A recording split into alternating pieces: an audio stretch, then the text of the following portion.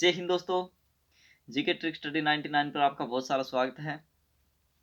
दोस्तों, आज जो हमारी वीडियो रहेगी उसके अंदर हम जानेंगे कि जो राजस्थान या किसी भी या भारत या विश्व के लेवल पर बात करें तो जो इतिहास होता है उस इतिहास को किस प्रकार याद करें।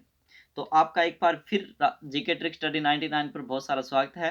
वीडियो के अंत तक जरूर बने रहिए।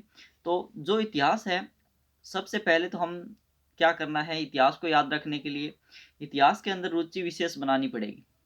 इतिहास को रुचि बनाएंगे और इतिहास के बारे में जानेंगे, यानी इतिहास क्या है। सबसे पहले तो हमें इस बात का पता होना चाहिए कि इतिहास है क्या।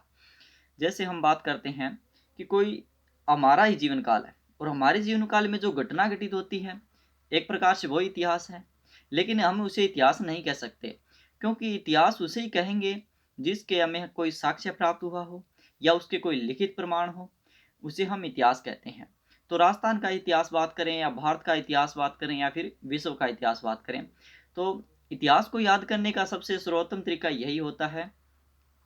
एक हमें ये रहती है कि उसकी दिनांक याद नहीं होती, या उसका राजवंश के राजा याद नहीं होते, या इतिहास में रुचि पैदा नहीं होती। तो सबसे पहले तो बात यही है कि हमें ज़्यादा से ज़्यादा इच्छुक बनना पड़ेगा कि अब इतिहास वही है जो हमारे यानी पूर्वज थे उनके साथ बीता है, यानी जो पुराने समय में बीता है वही तो इतिहास है।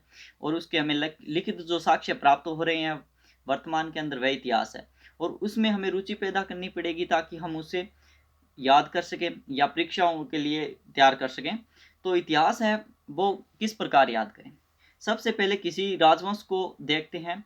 जैसे हम राजस्थान की बात करें तो राजस्थान में यानी जयपुर के आसपास के क्षेत्र पर कछवाहा वंश का राज हुआ था। उधर मेवाड़ में गोहिल और सिसोदिया वंश हुए थे।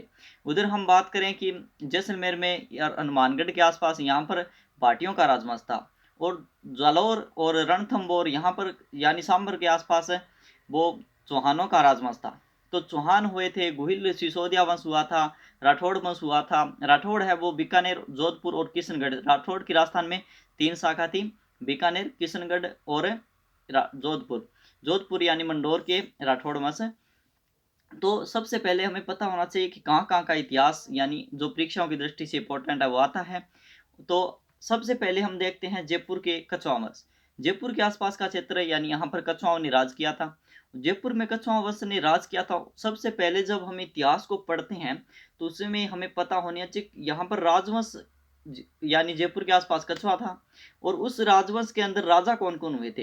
राजा को हम या तो याद कर सकते हैं कि कोई ट्रिक प्राप्त कर लें, उससे याद कर लेंगे, या फिर हम रट्टाफिकेशन से भी याद कर सकते हैं। लेकिन सबसे पहले किसी इतिहास को पढ़ने से शुरुआत में हमें उसके संपूर्ण राजा पता होना चाहिए कि यहाँ पर कौन कौन से राजा हुए थे और कौन सा यानी वंश ने शासक किया था उस स्थान पर। तो जिससे हमें यानी पढ़ने में उस कठिनता प्राप्त नहीं होती है, यानी सरलता प्राप्त हो जाती है उस चीज़ को पढ़ने में। तो अब सबसे पहले मैं बात करूं कि यहाँ पर सबसे पहले यानी दुल्ले राय आता है, तेजकर्ण जिसका वास्तविक नाम था, दुल्ले राय बचपन का नाम था। और उसके बाद में कोकिल देव, पृथ्वीराज भारमल, भगवंत दास, मान सिंह, मिर्जा राजा जय सिंह, सुहाई जय सिंह, ईश्वरी सिंह, माधो सिंह और अंतिम था वो मान सिंह सेकंड था। और उधर हम बात करें राठौड़ में बात करें, सिंहासनाथ, रायपाल, चूड़ा काना, रणमल, जोधा, सातल, सूजा, काका, मालदेव हुआ था, चंद्रसेन हुआ था, मोटा राजा उदय सिंह हुआ था, सूर सिंह, गज सिंह, जसवंत सिंह, अजीत सिंह, अभय सिंह, राम सिंह और विजय सिंह, भीम सिंह, मान सिंह, सरदार सिंह और हनवत सिंह। तो अब हमें पता है कि ये यहाँ पर राजवंश था और इनके ये राजा थे। अब जब हमें राजवंश पता है और राजा का पता है तो ये तो कॉमन बात है कि हम किसी चीज को पढ़ते हैं। जैसे मोटा राजा उदय सिंह, हमें पता है कि कौन से राजवंश के अंदर हुआ था और किस स्थान पर था।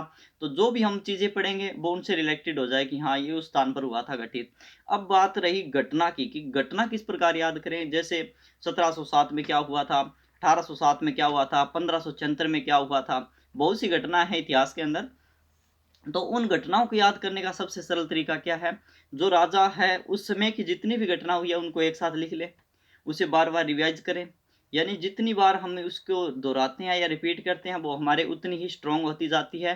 तो अब जैसे बात करें कि 21 जून 1576 या 18 जून 1576 हल्दी घाटी का युद्ध हुआ है, ये हम ज़्यादा बार दोहराया गया इसलिए हमें याद रट्टा नहीं मारा इसका, जबकि हमें प्राचीन यानी काफ़ी टाइम से ये याद है।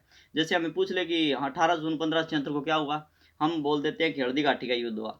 इसके पीछे हमने कोई रट्टा नहीं मारा है, लेकिन हमें बार बार बहुत सी बार दोहराया गया इसलिए ऑटोमेटिक तरीके से याद हो गया। तो इस प्रकार हम डेटों को याद कर सकते हैं, या हम जैसे 1559 में क्या हुआ, 1459 में क्या हुआ, हम एक प्रकार के फैक्ट निकाल कर भी डेटों को याद कर सकते हैं। तो दोस्तों, आशा करता हूँ वीडियो आपको पसंद आई होगी। हम जो नेक्स्ट वीडियो बनाएंगे बोर्ड पर, वो उसके लिए काफ़ी आपको थोड़ा सा और इंतज़ार करने पड़ेगा। इसी के साथ जय हिंद जय भारत। एक शायरी बोलता हूँ कि जब टूटने लगे हौसले तो एक बात याद रखना, जब टूटने लगे हौसले तो एक बात याद रखना, बिना मेहनत के तो तख्त और ताज भी हासिल नहीं होते, बिना मेहनत के तो तख्त और ताज भी हासिल नहीं होते। अरे ढूंढ लेना अंधेरों में भी रोशनी, ढूंढ लेना तुम अंधेरों में भी रोशनी, क्योंकि जुगनू किसी रोशनी के मोहताज नहीं होते। जय हिंद जय भारत।